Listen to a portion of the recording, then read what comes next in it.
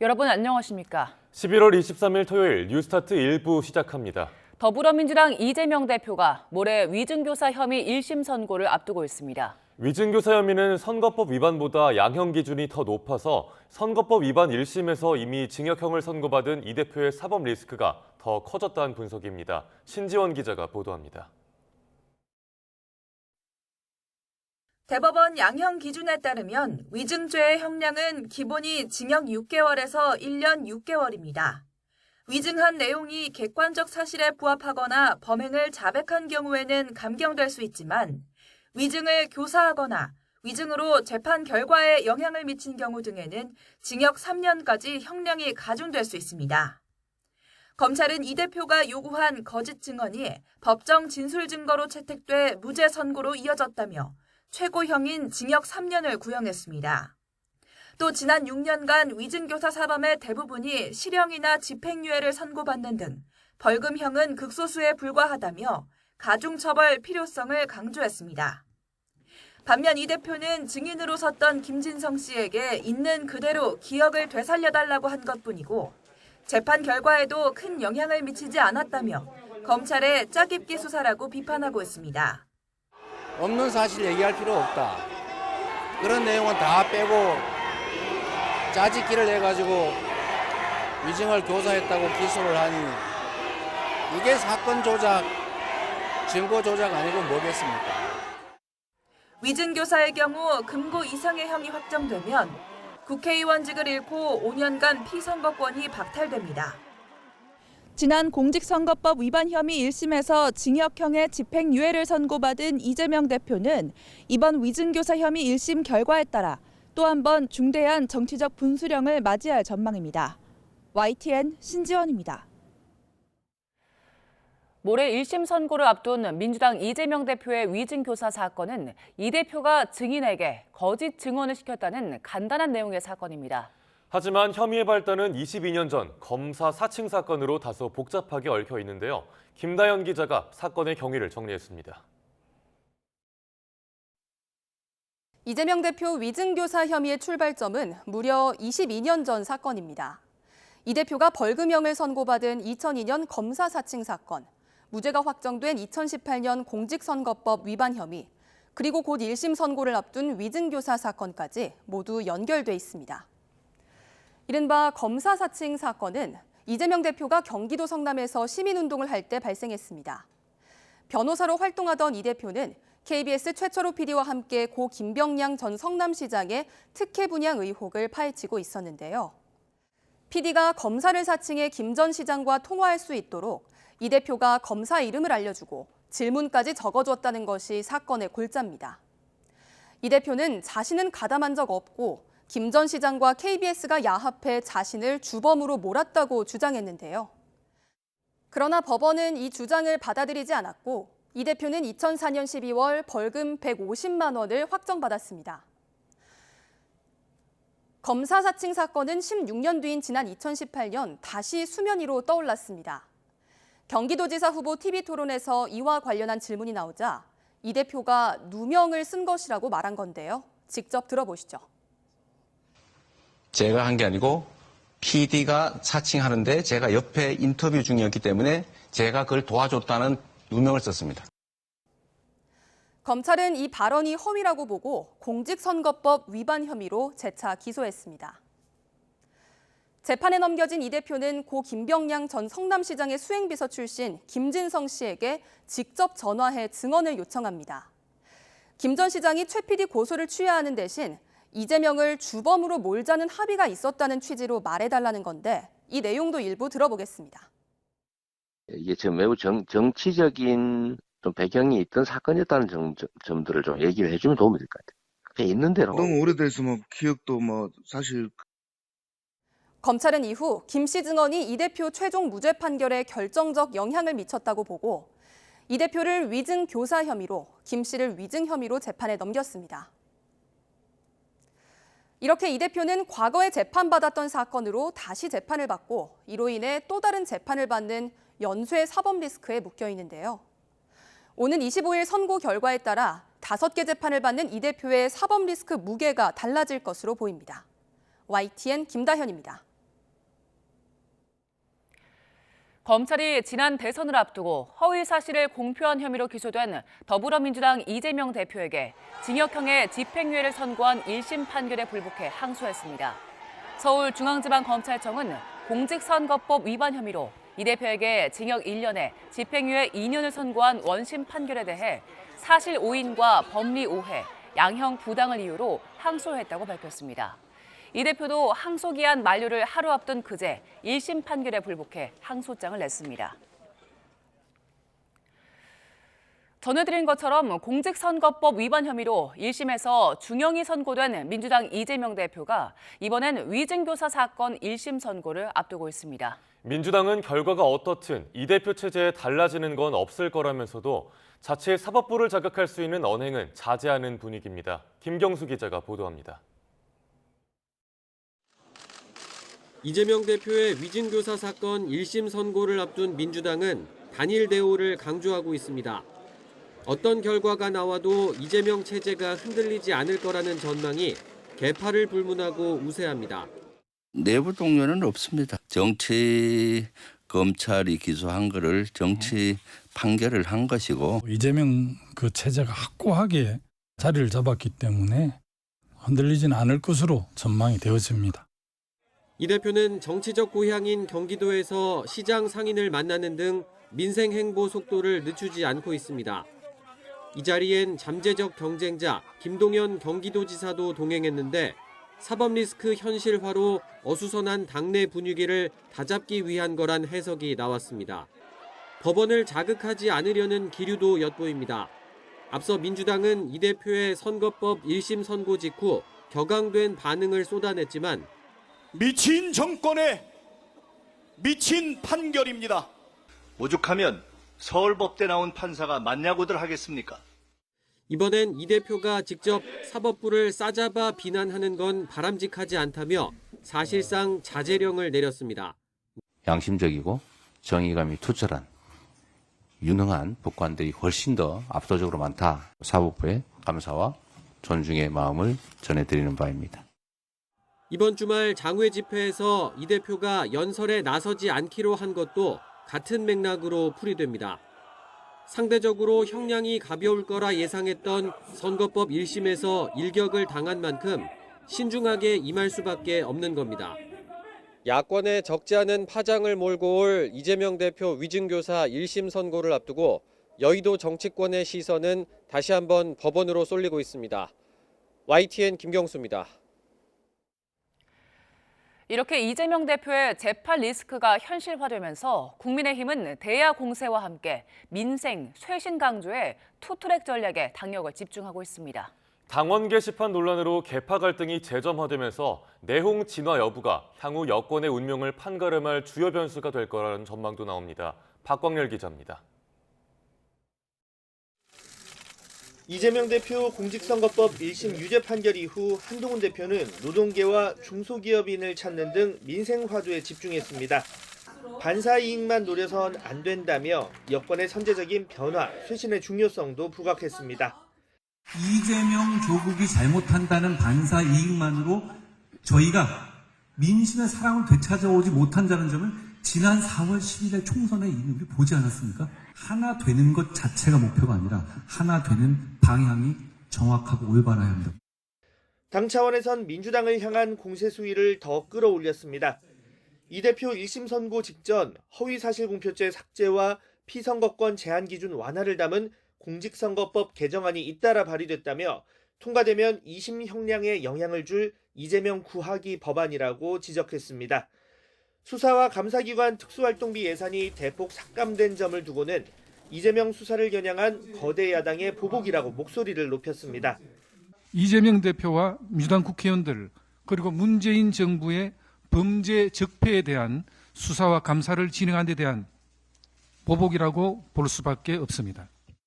다만 여권이 이 대표 1심 선고란 호재성 대외 변수로 얼마나 국면 전환에 성공했는지에는 물음표를 던지는 의견도 적지 않습니다. 특별감찰관 추천 등 여당발 쇄신을 강조하지만 인적 쇄신의 열쇠를 대통령실이 쥔 상황에서 한 대표 선택지에 제한이 있을 수밖에 없다는 겁니다. 입법과 예산심사 등 국회 활동에서 소수 여당이 직면한 한계와 함께 당원 게시판 문제로 수면 위로 떠오른 내홍 역시 변수로 꼽힙니다. 가족 개입 의혹 등을 두고 한 대표 해명이 불충분하다며 대표 흔들기에 나선 친윤계와 위법성 여부에 초점을 맞추며 수사 결과를 지켜보자는 친한계가 팽팽히 맞서고 있습니다.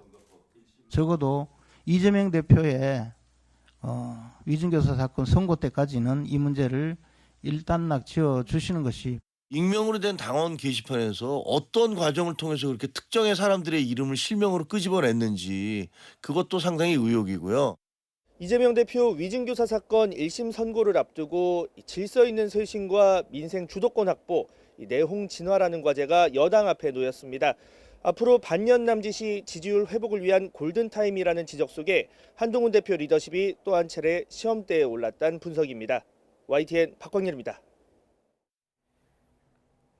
자녀 입시 비리와 청와대 감찰 무마 등의 혐의를 받는 조국혁신당 대표의 상고심 선고가 다음 달 이뤄집니다. 대법원은 다음 달 12일 11시 45분 업무방해 혐의 등을 받는 조 대표의 상고심 선고를 진행합니다. 1심과 2심은 자녀 입시 비리 혐의 대부분과 특감반 권리행사 방해 혐의 등을 유죄로 보고 조 대표에게 징역 2년의 실형을 선고했습니다. 공천 개입 의혹의 핵심 인물인 명태균 씨와 김영선 전 국민의힘 의원의 구속기간이 다음 달 3일까지로 열흘 연장됐습니다. 창원지방법원은 명 씨와 김 전 의원 구속기간을 연장해달라는 검찰의 신청을 허가했습니다. 명 씨와 김 전 의원 측은 범죄 성립에 다툼의 여지가 있다며 다음 달 초에 구속 적부심을 법원에 청구할 계획입니다. 서울고등검찰청이 김건희 여사의 도이치모터스 주가 조작 연루 의혹 사건에 대해 재수사가 필요한지 검토에 들어갔습니다. 서울고검은 최강욱 전 더불어민주당 의원이 김 여사에 대한 검찰 불기소 처분에 불복해 항고한 사건을 최근 형사부에 배당했습니다. 형사부는 서울중앙지검으로부터 넘겨받은 항고 의견서와 수사 기록을 검토한 뒤 재수사 명령을 내릴지 결정할 계획입니다. 서울고검으로 사건이 넘어가면서 심우정 검찰총장이 직접 수사를 지휘할 예정입니다.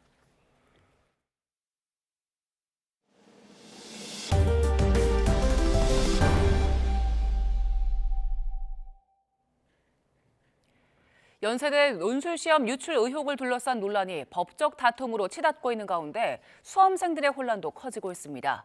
후속 조치가 늦어지면 다른 대학에 지원한 학생들까지 영향을 받을 수 있다는 우려마저 나옵니다. 임예진 기자의 보도입니다. 문제 유출 논란이 벌어진 연세대 수시 자연계열 논술시험을 두고 법원은 2번 연속 수험생 측의 손을 들어줬습니다. 논술시험의 후속 절차를 막아달라는 효력정지 가처분 신청을 받아들인 데 이어 연세대의 이의 신청도 받아들이지 않은 겁니다. 문제가 어느 정도 노출됐을 가능성이 있고 전자기기를 사용하는 데에 별다른 제재가 없던 거로 보이는 등 시험의 공정성이 훼손됐다는 이유였습니다.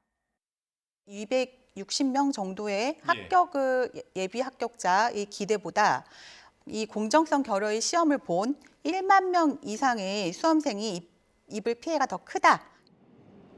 연세대가 또다시 항고하며 법적 공방이 계속되는 가운데 수시 최초 합격자 발표 시한은 다음 달 13일, 이제 3주 정도밖에 남지 않았습니다. 이번 논술을 봤던 수험생들은 본격적인 대입 눈치 싸움을 앞두고 혼란스럽다고 호소합니다.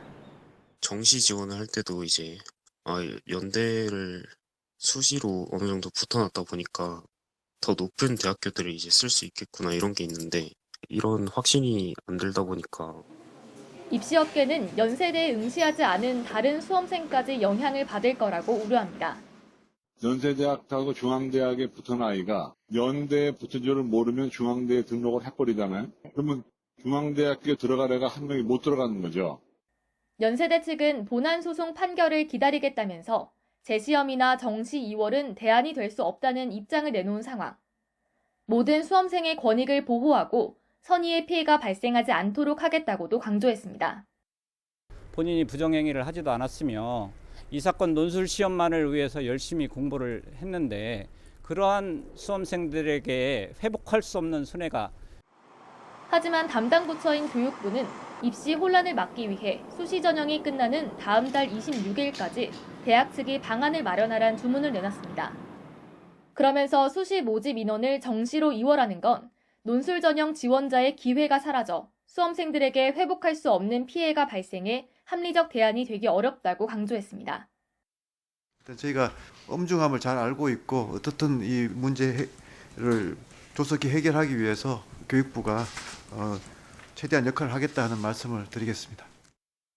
윤석열 대통령까지 나서 책임자 문책과 재발 방지를 당부한 지 한 달이 흘렀지만 법적 공방 속에 혼란은 오롯이 수험생들의 몫이 됐다는 지적이 나옵니다. YTN 임혜진입니다. 동덕여자대학교가 남녀공학 전환 논의를 잠정 중단한 가운데 학생 측은 관련 계획이 완전히 철회될 때까지 본관을 점거하겠다고 밝혔습니다.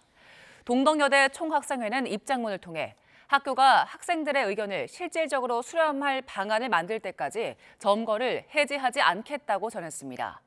다만 학교 측과의 면담 뒤 본관을 제외한 나머지 건물 점거는 해제했다며 학생들도 수업 방해를 하지 말아달라고 당부했습니다.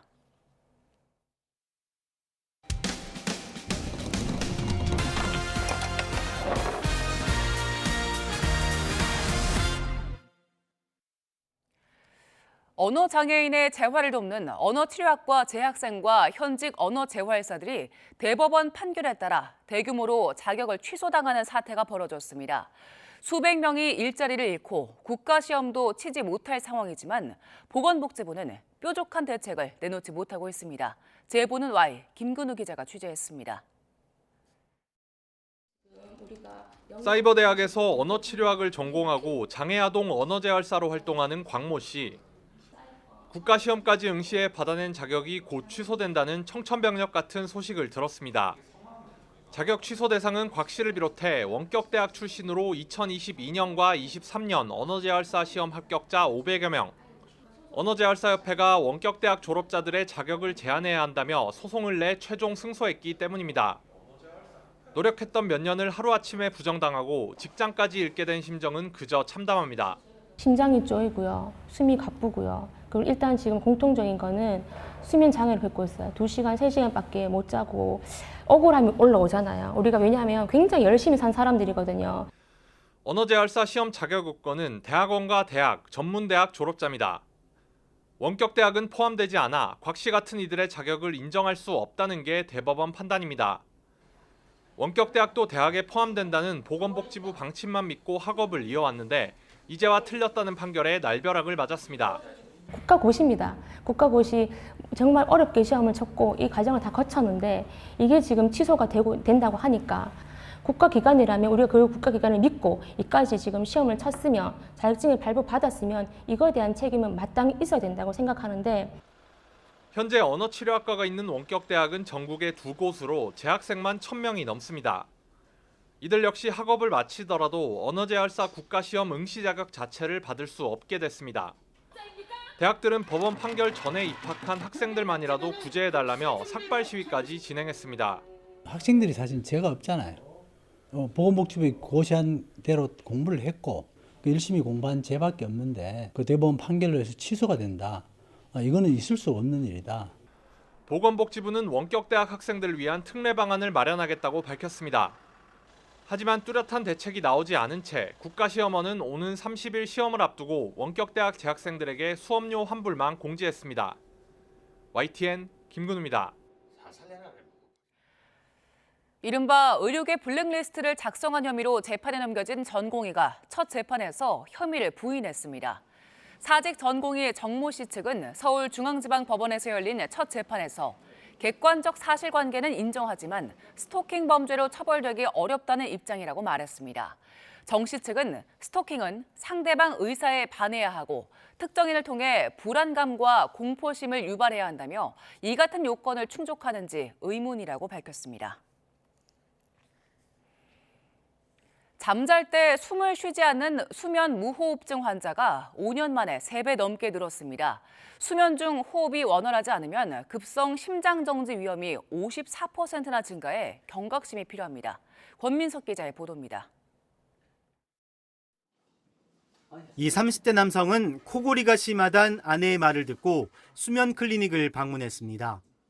검사 결과 잠자는 동안 140여 차례나 숨을 쉬지 않았다는 사실을 처음 알게 됐습니다. 특히 아침에 출근하고 나서 얼마 안 지났는데 계속 피곤한 느낌이 좀 들고 자고 일어났 직후에도 그런 느낌이 좀 많이 받고요. 오후에 밥 먹고 나서는 완전히 그냥 뻗어버립니다. 잠을 잘 때 호흡이 반복적으로 멈추거나 불규칙해지는 수면 무호흡증 환자는 해마다 늘고 있습니다. 지난 2018년 4만 5천 명에서 5년 만에 15만 3,800명까지 불어나 341% 급증했습니다. 남성은 3, 40대, 여성은 5, 60대에서 발생률이 높았는데 위급 상황으로 이어지기도 합니다. 수면 무호흡증이 있는 사람은 없는 사람보다 급성 심장정지 위험이 54%나 높다는 연구 결과가 있을 정도입니다. 특히 심혈관 기저질환이 없는 18세에서 64세 사이에서 수면 무호흡증은 급성 심장정지 위험도를 76%까지 증가시켰습니다. 코를 자주 골거나 숨이 막힐 것 같아 깬 적이 있다면 의심해 봐야 합니다. 비만이나 고혈압, 잦은 흡연과 음주가 악영향을 끼쳐 생활 습관을 고치는 게 좋고 잠잘 땐 옆으로 누워 자는 게 도움이 됩니다. 심할 경우엔 인위적 압력으로 기도를 여는 양압기를 착용하거나 비강 수술 등을 받아야 합니다. 코뼈가 휘어 있다든지 이런 거라든지 편도가 크다든지 그다음 목젖이 너무 길다든지 혀가 너무 두껍다든지 이런 부분에 대해서 수술적으로 제거하는 방법이 도움이 될 수 있어요. 증상이 약해도 수면질이 떨어져 일상에 지장을 주는 만큼 가볍게 여기지 말고 진료를 받으라고 전문가들은 조언합니다. YTN 권민석입니다. 이번 겨울은 대체로 예년보다 온화하지만 기온 변화가 크고 강수량은 적을 걸로 예상됐습니다. 기상청은 최근 북서태평양 부근의 해수면 온도가 높고 티베트 고온의 눈 덮임이 평년보다 적은 상태로 이는 이번 겨울에 우리나라의 기온을 높이는 요소가 될 수 있다고 밝혔습니다. 또 라니냐의 영향으로 겨울철 전반적인 강수량은 예년보다 적겠고 지형적인 영향을 받는 서해안과 영동 지방에도 폭설보다는 추위가 올 때마다 적은 눈이 자주 내릴 가능성이 있다고 예상했습니다. 올해는 최장폭염과 열대야, 또 엄청난 호우까지 전리를 찾아보기 힘든 날씨가 연속됐죠. 뜨거워진 한반도 주변 바다의 영향이었는데요. 15년에서 20년 뒤엔 더 심각한 기후재난이 찾아올 수 있다는 분석이 나왔습니다. 정혜연 기자의 보도입니다. 30도를 넘는 폭염과 열대야가 추석까지 이어지고 11월에는 하순에도 고온으로 봄꽃이 꽃망울을 터뜨렸습니다. 호우도 내렸다 하면 시간당 100mm 이상. 우리나라에 직접 영향은 없었지만 먼 남해상에는 사상 처음으로 11월에 4개의 태풍이 동시에 발생해 북상하기도 했습니다.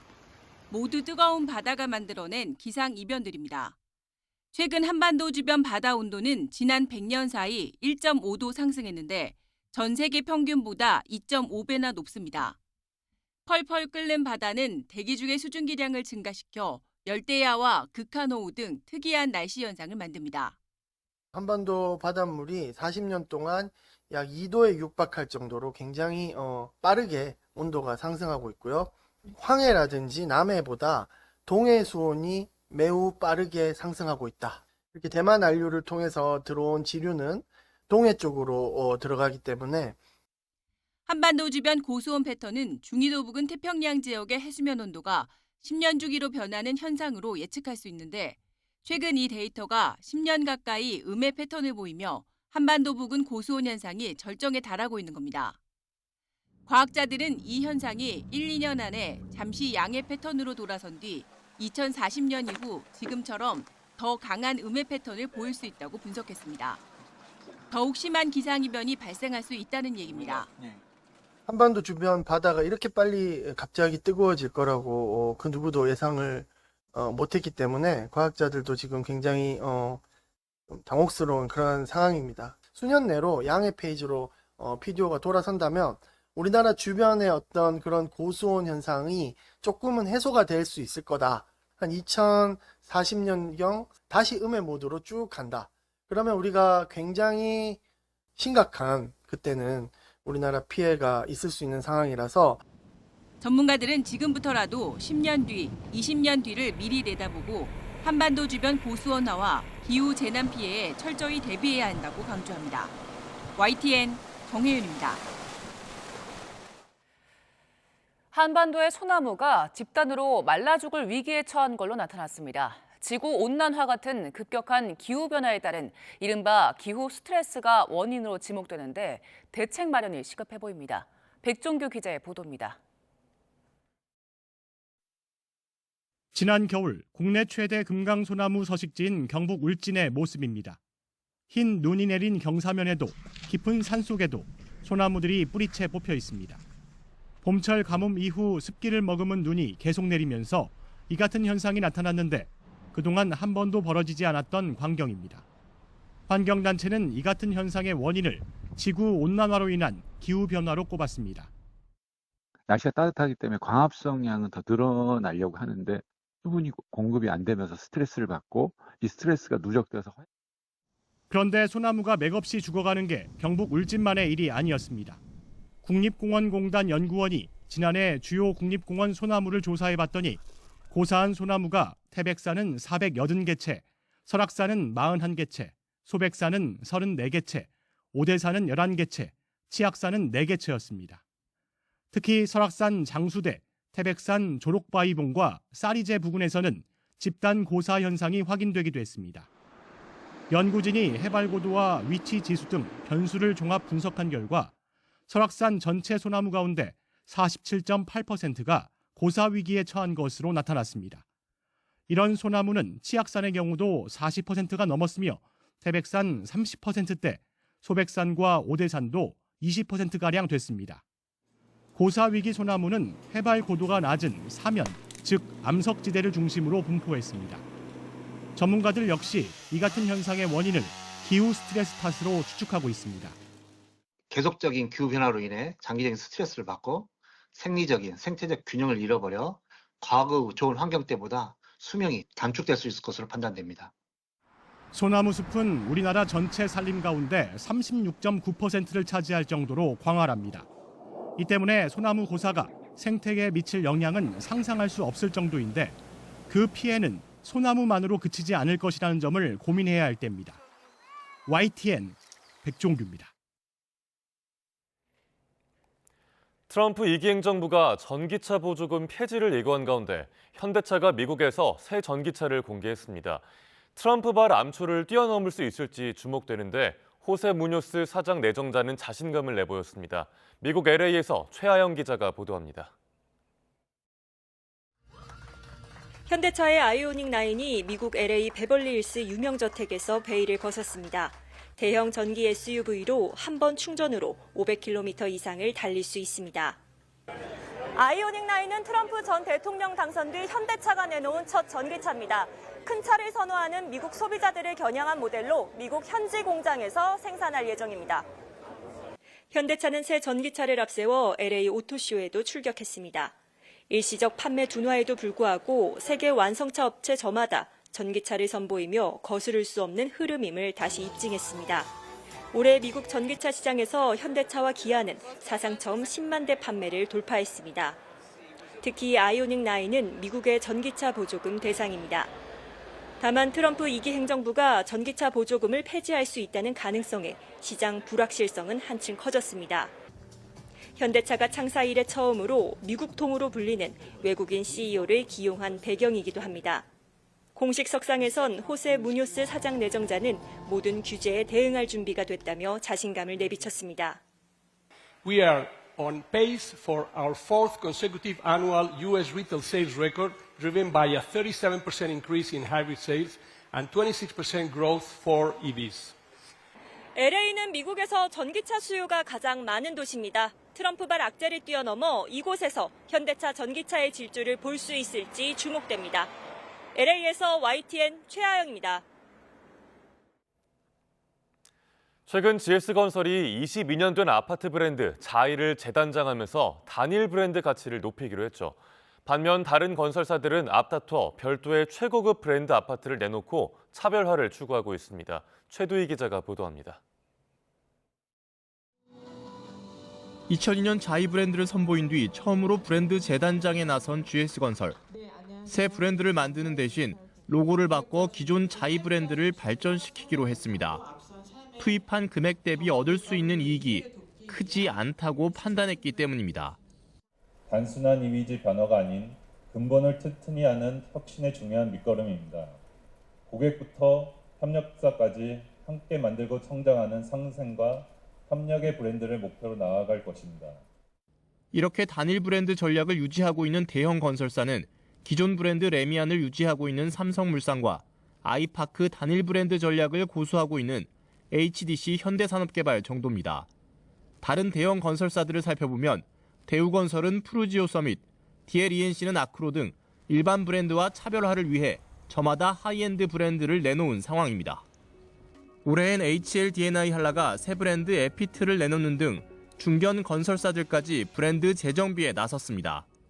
시대의 변화와 원가 상승 요인, 또 주택 시장의 다양한 변화의 흐름들을 감안하기 위해서는 지금과 같은 기존의 브랜드의 차별화 전략을 선택하지 않으면 기존 소비자들의 외면을 받을 수 있겠다라고 하는 우려가. 아파트 브랜드에 대한 소비자들의 눈높이가 높아지는 가운데 각기 다른 전략으로 브랜드 경쟁력 제고에 나선 건설사들의 행보가 어떤 결과로 이어질지 주목됩니다. YTN 최두입니다. 전세 사기 특별법 지원을 받을 수 있는 피해자 938명이 추가로 인정됐습니다.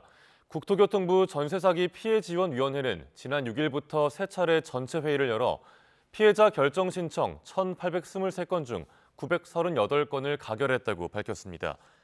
이에 따라 지난해 6월 1일 특별법 시행 이후 위원회가 인정한 피해자는 24,668명으로 늘었습니다. 국토교통부가 도심항공교통 UAM 실증을 위해 항공관련법 일부 규정을 유연하게 고친 규제 특례를 확정했습니다. 먼저 UAM 실증 조건에 한해 외국에 등록된 항공기를 국내에도 중복 등록할 수 있도록 하고 도심 내 실증 비행도 허용하기로 했습니다. 또 UAM에 적합한 새로운 안전 규정을 마련해 사고나 장애 발생 시 적용되는 보고 체계를 만들었습니다. 연말연시 앞두고 해외여행 계획 세우시는 분들 있으실 텐데요. 카드 정보 도난당하지 않도록 꼭 주의하셔야겠습니다. 카드를 잃어버리지 않아도 정보만 빼내 거액을 결제하는 수법이 횡행하고 있다고 합니다. 황혜경 기자가 취재했습니다. 여행을 좋아하고 해외 직구도 애용하는 직장인 임수성 씨. 주말 저녁 집에서 쉬고 있는데 휴대폰이 울렸습니다.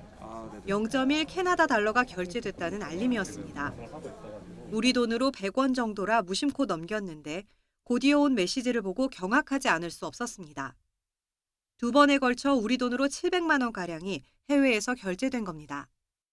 작은 금액도 아니고 되게 큰 금액인데 600~700만 원이면은 이거 어떻게 해야 되나, 이걸 내가 쓰지도 않은 돈을 이것도 모르는 사람한테 그것도 결제를 해줘야 되는 것도 말이 안 되니까 계속 주말 동안 계속 불안에 떨었던 것 같아요. 코로나 팬데믹 이후 해외 직구가 급증하고 최근 해외 여행도 늘면서 임시와 같은 카드 도용 사례도 증가하고 있습니다. 피해 건수와 금액이 매년 2배씩 껑충 뛰었고 올해 상반기에도 1,100여 건, 16억여 원의 피해가 접수됐습니다. 수법도 다양해져서 상점 직원이 카드 결제 중 신용카드 IC칩을 바꿔치기 한다든지 사설 ATM에 카드 복제기를 설치해 마그네틱 선을 복제하는 일이 비일비재한 것으로 드러났습니다. 금감원은 연말연시를 앞두고 해외여행 수요가 큰 만큼 해외 사용 안심 설정 서비스를 신청해 카드 사용 한도와 기간을 설정하고 여행지에 있는 사설 ATM 기기는 이용을 삼가라고 당부했습니다. 또 카드 부정 사용은 원칙적으로 카드사 책임이지만 카드 뒷면에 서명이 없거나 다른 사람에게 카드를 양도했을 경우에는 책임이 발생할 수 있기 때문에 주의가 필요합니다. YTN 황혜경입니다. 중국이 무비자 입국 기간을 30일로 늘리고 일본도 비자 면제 대상에 다시 포함하기로 했습니다. 린젠 중국 외교부 대변인은 정례 브리핑에서 현재 비즈니스, 관광, 친지 방문 등으로 제한된 무비자 방문 목적에 교류 방문을 추가하고 무비자 체류 기간도 15일에서 30일로 늘린다고 발표했습니다.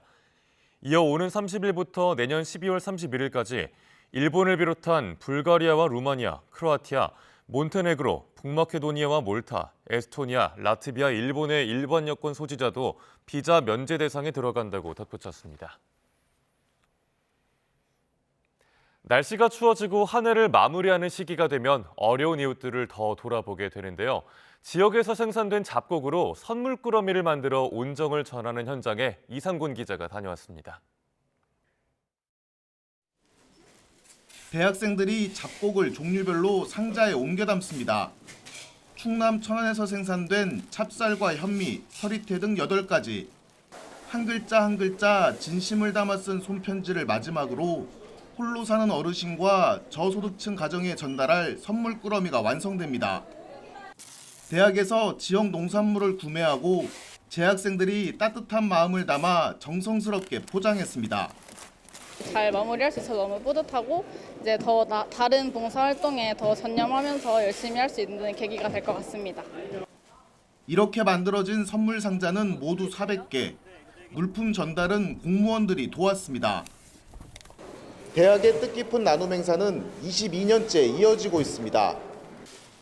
김장 나눔 행사로 시작됐지만 지난해부터는 지역 농가에도 도움을 주고자 천안에서 생산된 잡곡으로 선물 상자를 가득 채우고 있습니다. 생산물가 올라가는데 소비가 안 되니까 그러니까 상당히 어렵거든요, 농민들은. 그런데 이런 기회를 통해 가지고 우리 농산물이 많이 이제 소비가 되니까 저희들은 너무나 고맙고 감사하죠.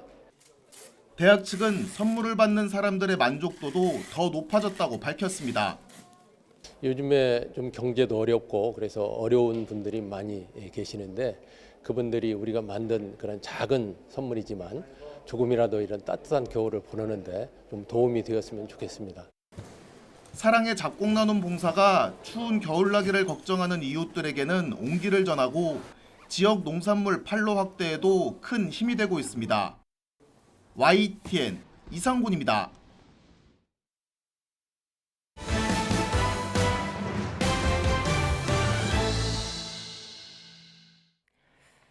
북한이 남측 자금이 투입된 남북 연결 도로를 폭파한 데 이어 개성공단에 있는 우리시설을 무단 가동 중인 상황이 추가로 드러났습니다. 정부는 일단 도로 건설에 들어간 차관 상환 조처를 검토하고 있다고 밝혔는데 실제로 북한에서 돈을 받아내긴 쉽지 않은 상황입니다. 이종원 기자입니다. 최근 동해선 북쪽 구간에선 콘크리트로 만든 커다란 구덩이가 식별됐습니다. 남북 연결 육로 일부를 폭파한 북한이 전차 차단을 위해 흙더미와 함께 대전차구를 조성한 겁니다. 북한이 성토지를 밀어 대전차구를 메우고 남침 루트를 만드는 것은 짧은 시간에 가능하기 때문에 군은 해당 지역을 면밀히 감시하고 있습니다. 경의선과 동해선 육로 연결 사업엔 지난 2002년부터 2008년까지 정부의 현물 차관 1,800억 원가량이 투입됐습니다. 지난달 15일 북한의 육로 폭파 직후 정부가 북한의 차관 상환 의무가 있다고 언급했던 이유인데 최근 한 발 더 나아갔습니다. 통일부 고위 당국자가 차관으로 제공된 돈을 어떻게 상환받을지 유관부처와 검토하고 있다고 밝힌 겁니다. 북한을 상대로 조만간 소송에 나설 수 있다는 뜻으로도 해석됩니다. 앞서 정부는 개성 남북공동연락사무소 폭파에 대한 손해를 배상받겠다며 북한을 상대로 447억 원을 청구하는 소송을 이미 제기한 상태입니다. 그러나 정부가 소송에서 이기더라도 배상금 집행 방법이 마땅치 않다는 게 문제입니다. 북한의 손해배상 책임을 인정한 법원 판례가 있긴 하지만 북한에 지급할 저작권료를 쌓아둔 국내 재단에서 이 배상금을 받겠다는 주장은 받아들여지지 않았기 때문입니다. 손해배상이나 이런 문제를 지속적으로 제기하는 건 북한의 불법 행위를 부각시키고 결과적으로 향후에 북한이 정상화된다 그러면 언젠가는 다 북한이 책임을 져야 될 일들이거든요. 지난 2016년 폐쇄된 개성공단에선 최근 우리 기업 소유의 공장과 시설들이 무단 가동되고 있는 정황이 추가로 드러나기도 했습니다.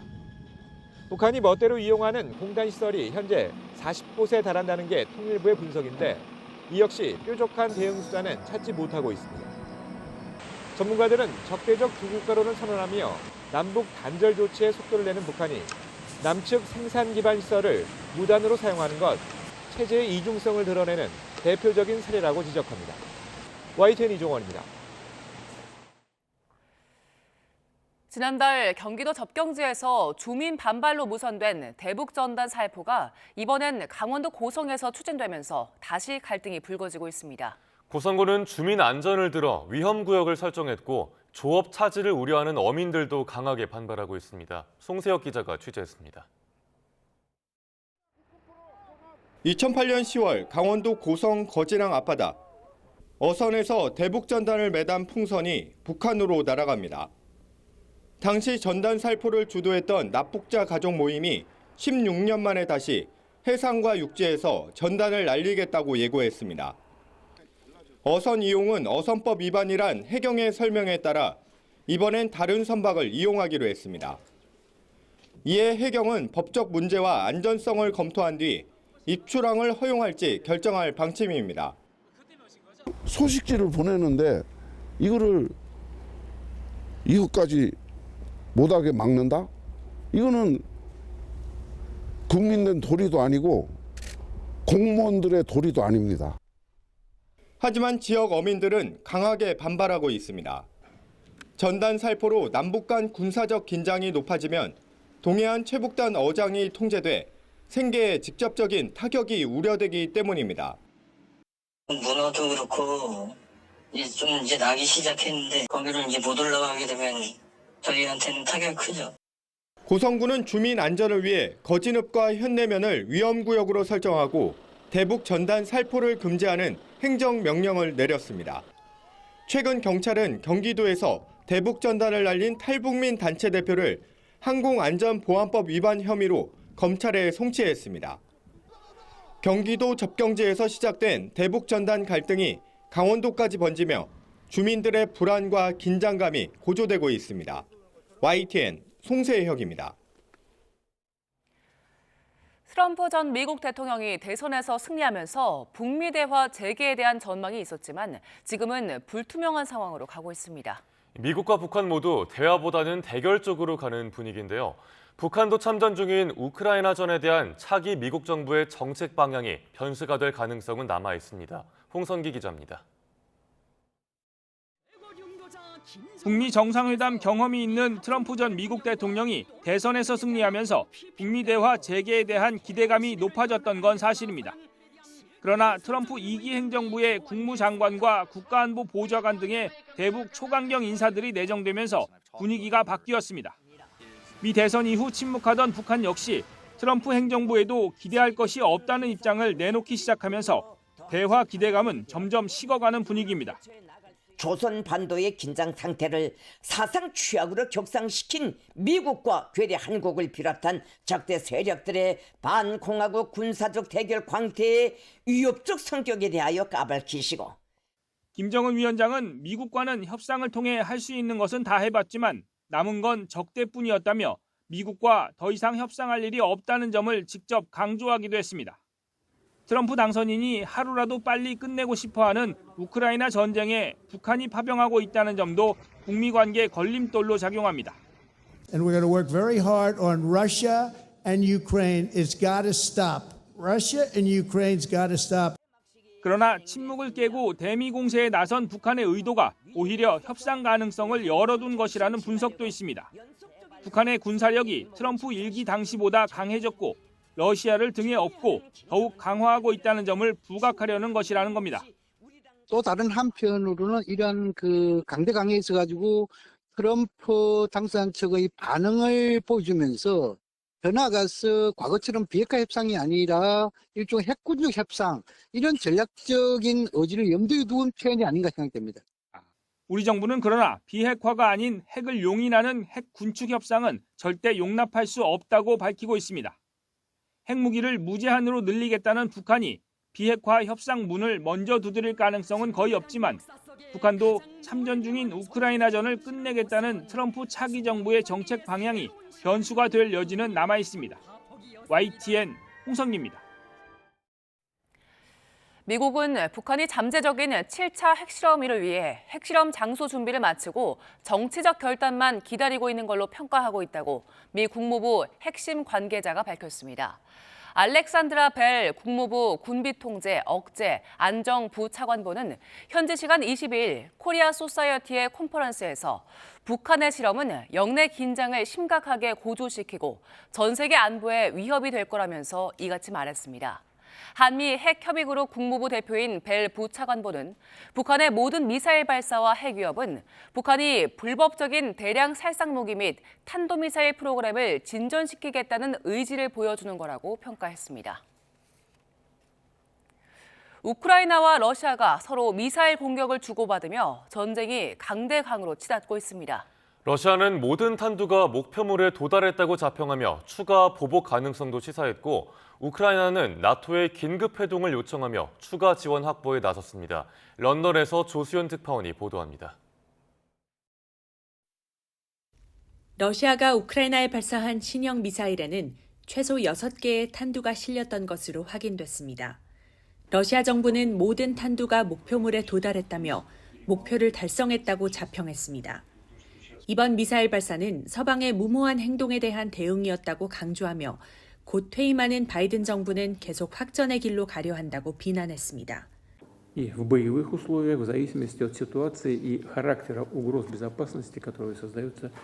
러시아가 추가 보복 가능성까지 시사하자 우크라이나는 미국과 영국의 미사일을 전장에 동원한 데 이어 북대서양 조약기구 나토의 회동을 요청했습니다. 이에 따라 양측 대사급 인사들이 오는 26일 브뤼셀에서 만나 러시아 미사일 발사 문제 등을 논의하기로 했는데 우크라이나는 서방의 지원 강화 필요성을 촉구할 것으로 예상됩니다. Я вдячний всім партнерам, які вже відреагували на цей черговий приступ російського божевілля, але й окрім слів треба діяти. 이런 가운데 우크라이나와 러시아의 미사일 공방 후 전쟁 상황은 더 긴박하게 돌아가고 있습니다. 우크라이나의 공습에 북한군 고위장성이 부상했다는 말이 나도는 가운데 러시아가 점령한 우크라이나 남동부 마리우폴에는 북한 기술고문단이 도착했다는 보도도 나왔습니다. CNN은 북한군이 쿠르스크 이외의 지역에서도 존재감을 키우고 있는 신호로 볼 수 있다고 분석했습니다. 우크라이나 수도 키이우에서는 정부 청사를 노린 공격 가능성의 의회 본회의가 취소되는 등 러시아의 추가 공습 우려도 이어지고 있습니다. 런던에서 YTN 조수연입니다. 라오스 방비행에서 메탄올이 든 걸로 추정되는 술을 마시고 외국인 관광객이 잇따라 숨지고 있습니다. 벌써 사망자가 6명에 이르렀는데 미국과 영국은 라오스 메탄올 주의보를 내렸고 우리 관광객들도 많이 찾는 곳이어서 주의가 필요해 보입니다. 김지영 기자가 보도합니다. 라오스의 유명 관광지 방비행의 한 호스텔. 여행 와서 이곳에 머물던 호주의 10대 여성 2명이 건강이 악화해 인접국인 태국 병원으로 옮겨졌지만 숨졌습니다. 몸에선 고농도의 메탄올이 검출됐습니다.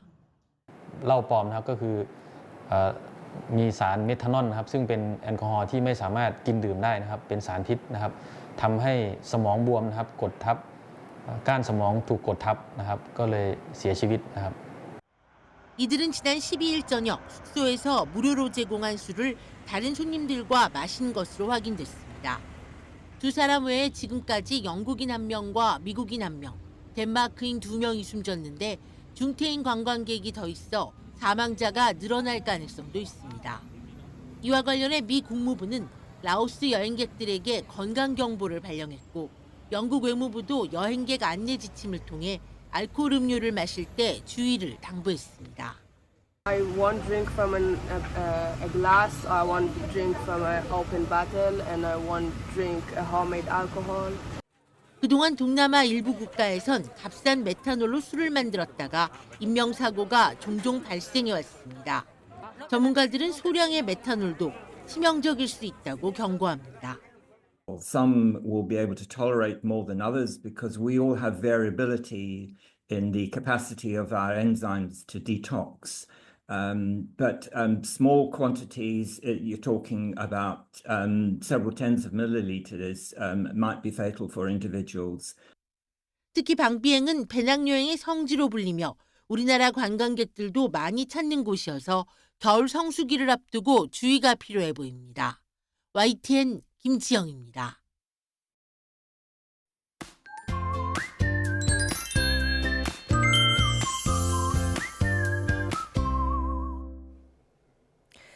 이번 주말 딱 이맘때 늦가을 날씨가 예상됩니다. 낮에는 비교적 온화하지만 아침 저녁으로는 다소 춥습니다. 항상 옷차림은 따뜻하게 해주시기 바랍니다. 오늘 대체로 맑겠지만 동해안은 흐린 가운데 강원 동해안은 낮까지 또 오전부터는 경북 동해안에 비가 예상됩니다. 동해안은 너울성 파도도 예상돼 안전사고 없도록 유의해 주시길 바랍니다. 현재 기온 살펴보겠습니다. 현재 서울은 2.1도, 춘천이 영하 1.8도, 세종이 영하 0.2도로 중부지방을 중심으로 영하권을 보이고 있습니다. 하지만 낮에는 기온이 크게 오릅니다. 서울과 세종이 12도, 대구 13도, 부산은 16도까지 오를 것으로 보입니다. 다음 주 화요일에 전국적으로 비가 온 뒤 기온이 조금 더 내려가겠고요. 다음 주 중반쯤에는 올해 첫눈 가능성도 있습니다. 날씨였습니다. 뉴스타트 1부 마칩니다. 잠시 후 2부가 이어집니다. 시청해주신 여러분 고맙습니다.